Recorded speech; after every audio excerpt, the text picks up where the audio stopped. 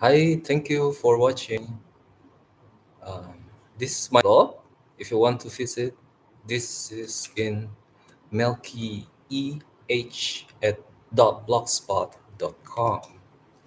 Now and I'm going to the year 2020 again.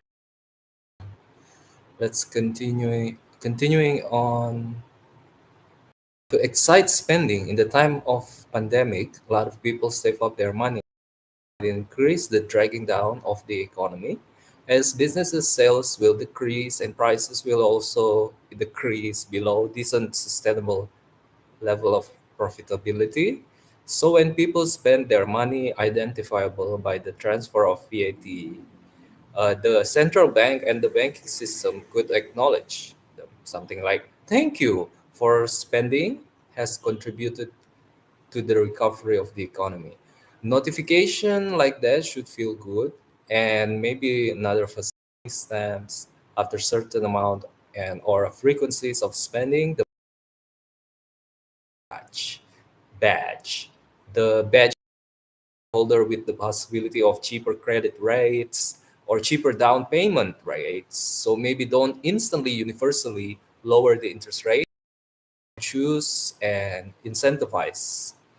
Maybe the loyalty stamps could apply for tax rates or tax breaks or discount at government-owned businesses and also for certain goods or services provided by the debtors of the bank. I don't really remember why I wrote this, etc. But what I do notice is SMBC has this package. I do have an application, online banking application from SMBC, Genius Bank application, and it can be used overseas. From the bank is located in my country, but I can do for currency exchange. And when traveling, I use that application. That application is my go-to, and even it is also a go-to locally. And what I want to talk about is there is uh, there is a feature where you every time you spend you would save equal amount of money, and they give extra interest rates for that savings, so you could only save by spending. Isn't that smart? I think that's very smart. And that is one way of rewarding spenders, but also at the same time, rewarding savers. That is very important. And also at the same time, I don't know what, yeah, of course, that is rewarding spenders. And by rewarding spenders, you increase the amount of money in the economy, right? Because the extra interest rates, meaning you're selective about who you give extra money to. Because if you think about it, if everyone wants to make profit, right, where does the money would came from? You have, let's say you have 100,000 currency circulating in a small town, and everyone in that town wants to make profit. Where would the money came from? Right, everyone buy 50 from each other. I know it's circulating, right, but they want to have extra every time, extra every time, extra every time, and they save the money, and then eventually they're going to use it. When they use it, the money will be returned in the economy. And I think we have reached a point where there's so much money in the economy, you don't really have to worry about increasing the amount of money. Like the people in the past who have saved up money, they would have already spent, so the timing is like compensating. But eventually you keep on wanting to make profit. Everyone wants to make profit, eventually they'll spend, but they'll also save. And it is a mechanism is needed to print money, right? Obviously money printing is something that is recognized, but the question is how are you going to make it fair, right? Because it's like you owning a share, and then you dilute the share, right? But it's a little bit more complicated than that because, right, guys, because it is not share, it is money, and money should represent goods and services. Well, there's a lot of goods and services, even for those who don't have money. So you might say, oh, extra money is going to dilute the savers' money. So, like, say, pensioners or old people, they're going to be like, oh, you print money now, my money worth less. But if you print the extra money to those who are productive, right, it would be incorporating goods and services in the economy. So that extra money not necessarily mean the dilution. In fact, for example, things like food or goods and services that can rust, right? That is the dilution, right? So you want, um, while the money remains, the food already consumed, but the money still exists. The money didn't expire. So would that be objective or not? But you also don't want to, like, not give money to the people at the restaurant, right? And they deserve money totally. So think about it. The way it works, it should be balancing um, the amount of money with the amount of productivity. So I think what SMBC is doing right now, actually, this application was not originally owned by SMBC. So there's a team that has been acquisition by SMBC from a different bank. And I think they are really smart. I think they call the application genius. Yo, I find it hard to insult, hard to insult, man. And actually, yeah, that is pretty smart. You wanna say, oh, okay, you give extra interest to spenders, right? Because spenders have money, so that is in a way pretty smart that they targeted people who have money.